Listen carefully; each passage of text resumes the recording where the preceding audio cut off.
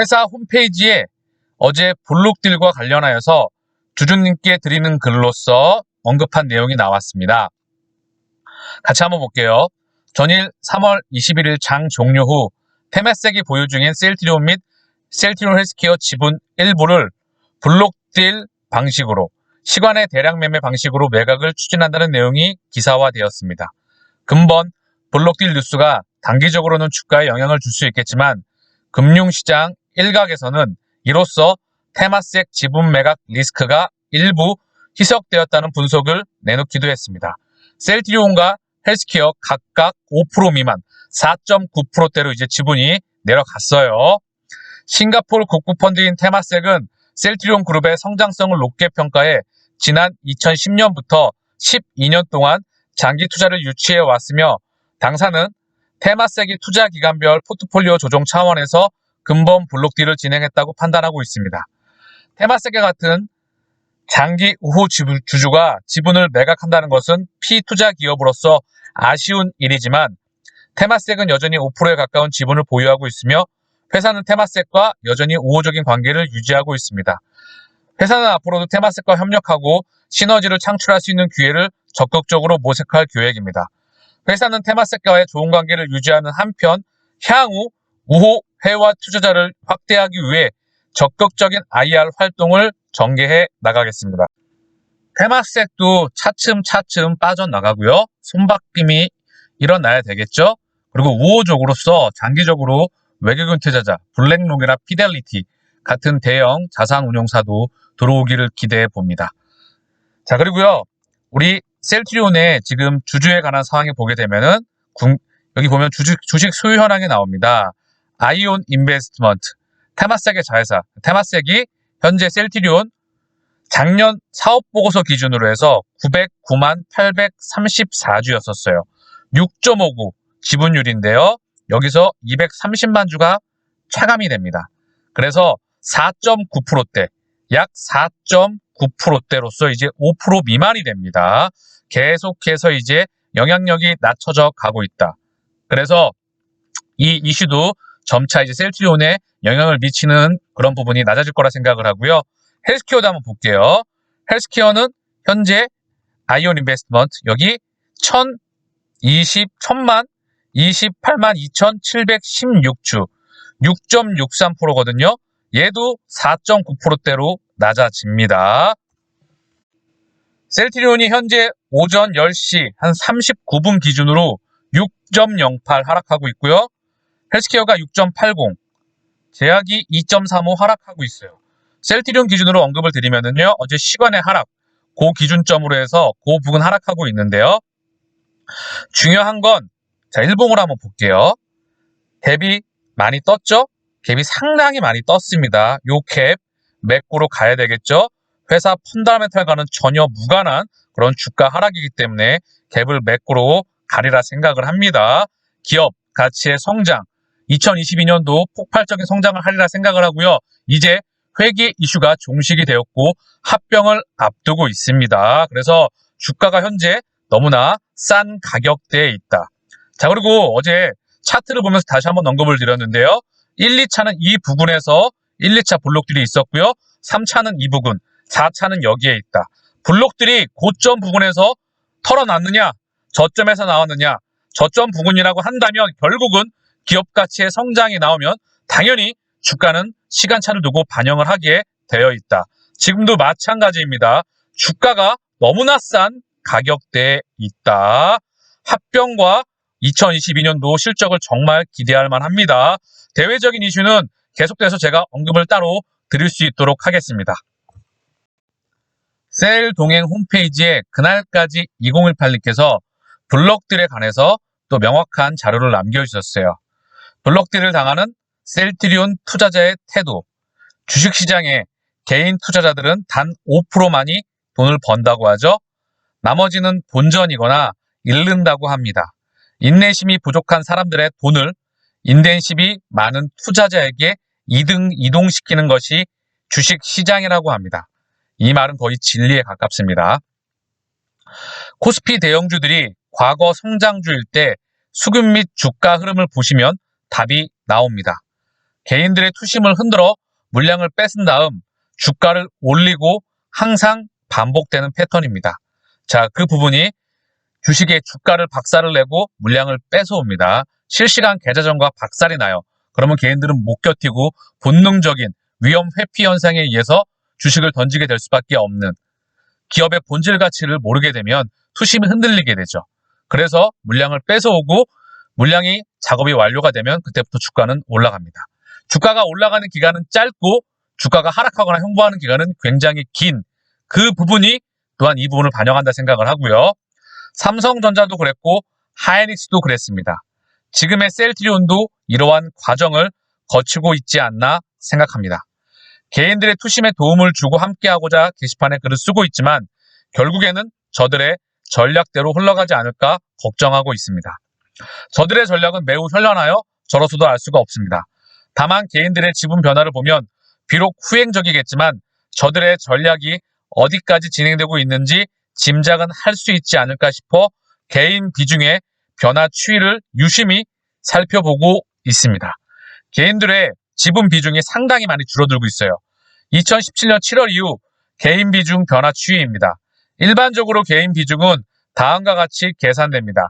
개인 비중 이꼬르 100% 마이너스 대주주 지분 자사주 포함하고 외인 및 기관 지분을 빼면 개인 지분이 나오는데, 여기서 우리가 간과하는 것이 공매도 잔고입니다. 공매도 물량은 이중 대차해준 원주인 플러스 공매도 물량 매수자로 카운트됩니다.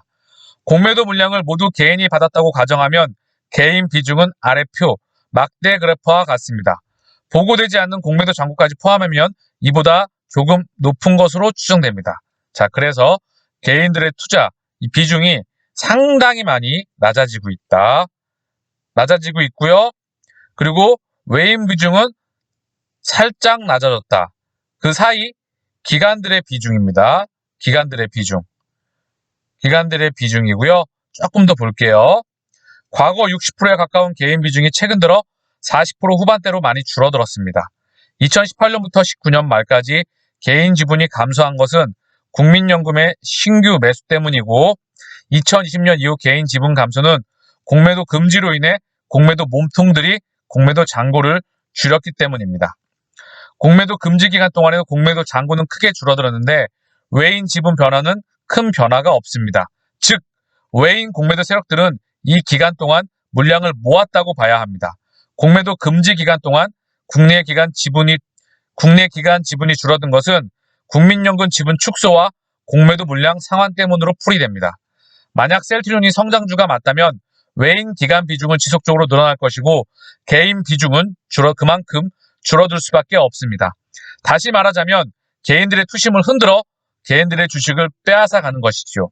그리고는 주가를 올리고 다시 흔들어 주가를 내려서 물량 뺏고 또 주가를 올리고 여러 차례 반복되는 패턴을 거치면서 주가는 올라갈 것으로 예상됩니다. 삼성전자가 그랬습니다. 30년이 넘는 기간 동안 950배의 상승률을 보였어요. 그리고 상승하는 기간은 짧았고 그 30년이 넘는 기간 동안 횡보와 하락 기간은 길었습니다. 결국 그렇지만 주가는 30년이 넘는 기간 동안 우상향을 길었다. 그게 그 셀트리온의 모습이라 생각을 합니다. 삼성전자의 사례를 보면 가전사업에서 반도체 사업을 시작하면서 크게 한번 출렁거렸고 스마트폰 사업을 시작할 때 또 한 번 새로운 성장 동력이 나올 때마다 주가는 출렁거리면서 개인 지분을 뺏고 난 후 주가는 올라갔습니다. 그때마다 개인 비중은 줄어들었고 외인 및 기관 지분으로 채워졌습니다. 셀트리온도 CMO에서 바이오시밀러를 시작하면서 여러 차례 출렁거렸고 미국 시장에 진출한다고 하니 또 한 번 바이오 베타 램시마 SC 개발에 성공하니 기대보다 시장 침투가 느리다고 또 한 번, 이제 바이오 신약 레큐너를 개발하고 나니 잘 안 팔린다고 또 한 번 출렁거리고 있습니다. 앞으로는 지판 체계로 시비를 걸어 또 한 번 출렁거릴지도 모르겠습니다. 이 파도는 저놈들이 만드는 것이니까 우리들은 젖은 낙엽처럼 착 달라붙어 견뎌야 합니다. 그러는 동안 개인 비중이 40% 초반 30%대 장기적으로 20% 이하로 축소될 것이고 축소되는 개인 지분을 저들이 받으면서 주가는 올릴 것입니다. 그때까지 살아남는 자가 성공하는 것입니다.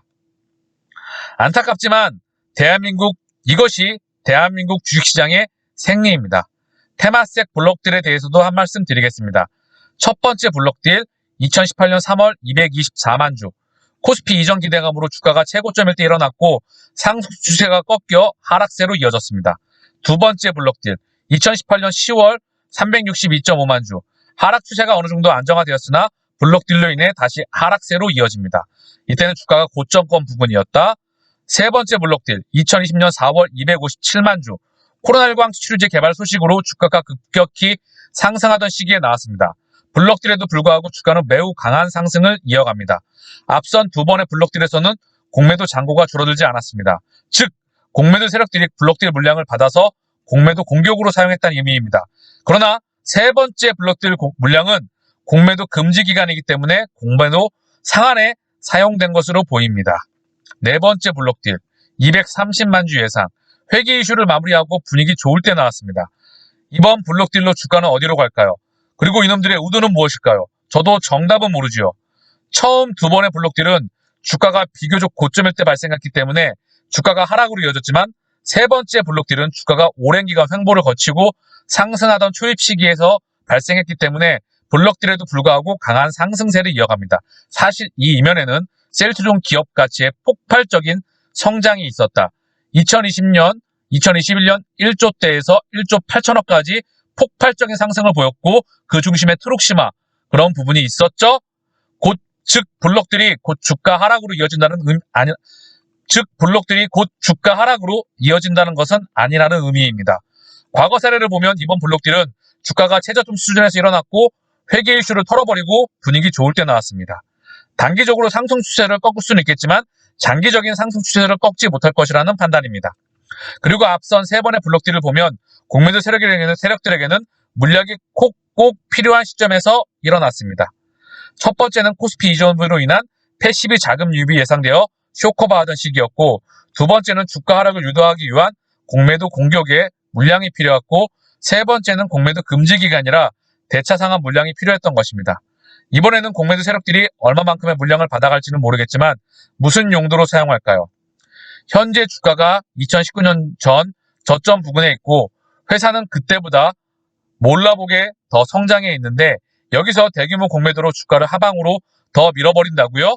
이놈들도 여기서 더 밀기는 쫄릴 텐데요. 오랜 투자를 이어오던 테마색은 이미 2018년 첫 번째 블록들에서 이미 엑시트를 선언한 것입니다. 그리고 오늘 네 번째 블록들이 나왔고 나머지 물량들도 앞으로 또 나올 것입니다. 현재 이제 4.9%대, 셀트리온과 헬스케어 4.9%대입니다. 2021년 초 주가가 최고치일 때도 하지 않았던 블록딜을 왜 하필 오늘 이 낮은 주가에서 하느냐? 그때는 회사가 성장할 것으로 판단했고 지금은 성장하지 못할 것이라 판단해서일까요? 그렇지 않습니다. 회사의 내면을 자세히 들여다보면 2021년 초보다 지금이 몰라보게 성장해 있습니다. 테마색도 이러한 사실을 모를 리 없습니다. 여기서부터는 개인적인 내피셜입니다. 물량을 받고 싶은 주체가 나타난 것이지요. 낮은 주가에 넘기는 대신 무엇인가 다른 큰 정보를 받아가지 않을까 짐작해 봅니다. JP모건과 골드만이 누구입니까? 유대계의 자본으로 전세계 금융시장을 움켜쥐고 지락펴락 흔드는 놈들입니다. 사실 전세계 금융시장의 중심이죠. 전세계 기득권의 최정점에 있는 세력들입니다. 테마색이 이걸 모를까요? 서로 교환할 수 있는 카드가 맞았다고 보는 것이 합리적인 의심이라는 생각입니다. 테마색 입장에서는 돈으로 살 수 없는 중요한 정보를 받아갈 수도 있는데 그것이 무엇인지 본인들 이외에는 아무도 알 수가 없습니다. 이 또한 내피셜입니다. JP모건이 이제 공매도 몸통을 청산하고 우호적 투자자로 포지션을 바꿀 가능성도 배제할 수 없습니다. 공매도 세력들은 오랜 기간으로 보면 한 방향으로만 거래하지 않습니다. 롱숏 전략. 지금까지는 숏 전략으로 개인들의 물량을 뺏는 기간이었다면 이제부터는 포지션을 롱으로 바꿀 수도 있는 것입니다. 서정진 회장이 이야기하던 9월 전혀 다른 회사가 만약 올해 9월이라면 가능성도 전혀 없지 않아 보입니다. 이상 개인적인 내피셜이었습니다. 지금까지 제가 셀트리온 공부한 결과로 판단할 때 셀트리온 성장에 대해 조금의 의심도 없습니다. 저놈들의 전략이 무엇인지 저로서도 알 수는 없지만 셀트리온이 성장한다면 장기적인 주가는 그 가치에 비례하여 따라올 것이라 굳게 믿고 있습니다. 물론 큰 파도를 만들면서 가겠지요. 출렁거림 없이 얌전하게 간다면 어느 개인들이 떨어져 나가겠습니까? 저는 개인 지분이 20% 이하로 떨어질 때까지 살아남아 볼 생각입니다. 개인 지분이 20% 이하로 떨어진다면 코스피 넘버 원도 가능하지 않을까요? 2028년 그날까지.